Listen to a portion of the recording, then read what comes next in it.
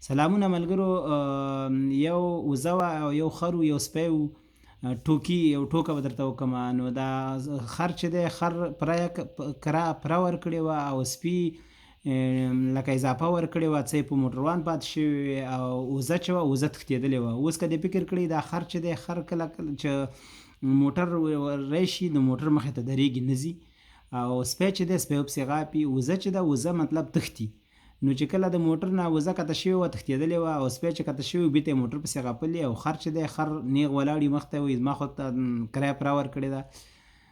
او بله ټوکه دا ده چې یو سړی و چې هغې هغه کړی و، یو قبر ته ولاړ و، نورې چغې وهلې، ډېر چغې وهلې، ژړلې. چې ژړلې وخت کې دا سړي ورته ویلي و، یو سړی راغلی و، پوښتنه یې کړې وه، ویلې ولې چغې وې، ولې ژاړې؟ ویې پلار مې مړ دی. دا خو د وړوکي ماشوم قبر دی، نو ستا پلار خو به غټ سړی و. نه، دا ډېر وړوکی ماشوم مړ شوی و. نو دا د دوه دانې ټوکې مې درته وکړلې. مننه ملګرو، خوشحاله او اباده اوسئ، ښه وختونه. او یو شی دا دی چې هغه څه شی دی چې مړ شي چغې وهي، چې ژوندی چغې نه وهي. دا ذهني پوښتنه ده. که نورو هغه دپاره تاسو غواړئ نو زموږ یوټیوب چینل سبسکرایب کړئ، تر څو نورې ویډیوګانې تاسو سره شیر کړو. مننه، الله په امان.